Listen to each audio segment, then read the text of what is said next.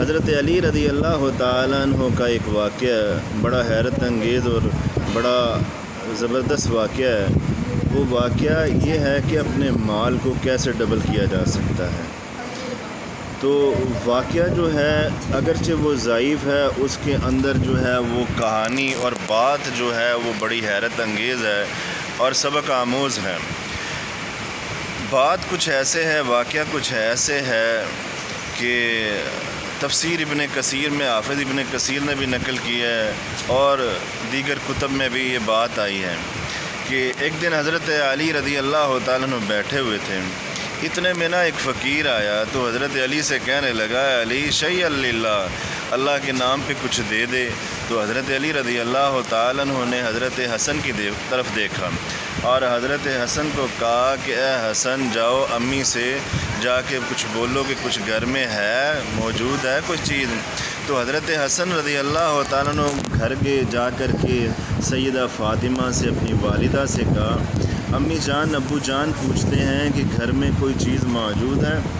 تو سیدہ فاطمہ کہنے لگی رضی اللہ تعالیٰ عنہ، کہنے لگی کہ بیٹا 6 درہم گھر میں موجود ہے، اس کے علاوہ کوئی بھی چیز موجود نہیں ہے۔ تو اپنے بابا سے جا کے یہ 6 درہم دے دو، تو انہیں بولو کہ شام کے کھانے کے لیے گھر میں کوئی چیز موجود نہیں ہے، تو اس کے لیے ان پیسوں سے بندوبست کرنا تھا، تو لہذا دیکھ لیجیے گا معاملات کو۔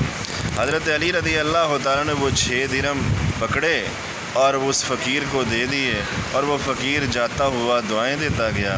حضرت علی نے حضرت حسن سے کہا تھا، یہ دیکھو یہ میں درہم دے رہا ہوں، اس نے آ کے اللہ کے نام کا سوال کیا۔ آپ کے نانا کا فرمان تھا کہ جب بھی کوئی شخص آ کے اللہ کے نام کا سوال کرے تو اسے خالی نہیں جانے دینا، تو لہذا میں نے اسے خالی نہیں جانے دیا، تو 6 درہم دے دیے۔ اب جب 6 درہم دے دیے تو دیکھا کہ سارا دن ابھی باقی موجود ہے، تو حضرت علی رضی اللہ تعالیٰ عنہ نے کہا، سوچا کہ میں جا کے کچھ کروں، کوئی کام کر لوں، کچھ دیکھ لوں۔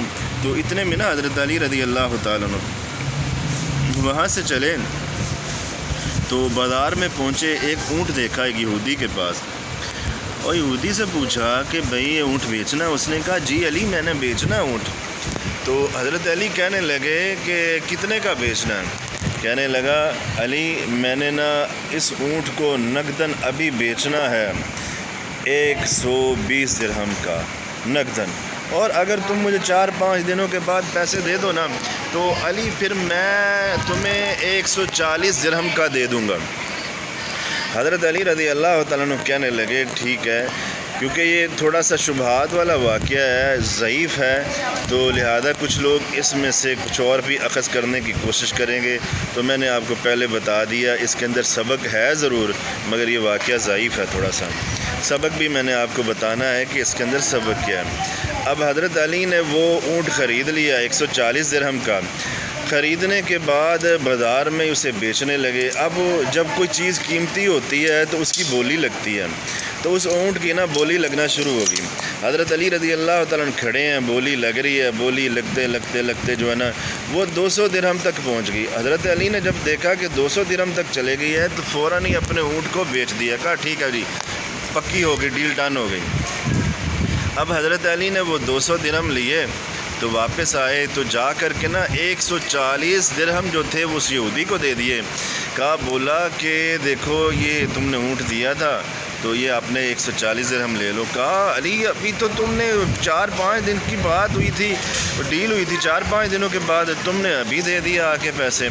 کہا نہیں اب ہو گئے تھے تو اب آپ لے لیں۔ حضرت علی رضی اللہ تعالیٰ نے وہ 140 درہم دیے، تو باقی 60 درہم لا کے نا سیدہ فاطمہ رضی اللہ تعالیٰ عنہ کے ہاتھ پہ رکھ دیے۔ سیدہ فاطمہ کہنے لگی، علی ابھی تو تم نے یہ جو درہم ہیں وہ تو میں نے تمہیں 6 درہم بھیجے تھے اور تم نے یہ لا کے مجھے 40 درہم دے رہے ہو۔ تو حضرت علی کہنے لگے، ہاں فاطمہ جو تم نے 6 درہم مجھے دیے تھے میں نے وہ اللہ کی راہ میں خرچ کر دیے، تو جب میں نے وہ خرچ کیے تو اللہ تعالیٰ نے ہمیں یہ 6 درہم کو 10 گنا بڑھا کے دنیا میں بھی دے دیا ہے، اور پھر آخرت میں بھی اللہ تعالیٰ بڑھا کے اس کا اجر ہمیں دے گا، کیونکہ مالک کائنات کا فرمان ہے، وَمَن يَتَوَكَّلْ عَلَى اللَّهِ فَهُوَ حَسْبُهُ، اور اللہ رب العزت نے کہا جو اللہ رب العزت پہ توکل کرتا ہے اللہ اس کے لیے کافی ہو جاتا ہے۔ وَيَرْزُقْهُ مِنْ حَيْثُ لَا يَحْتَسِبُ، وہاں سے رزق دیتا ہے اللہ جہاں سے انسان کا وہم و گمان بھی نہیں ہوتا۔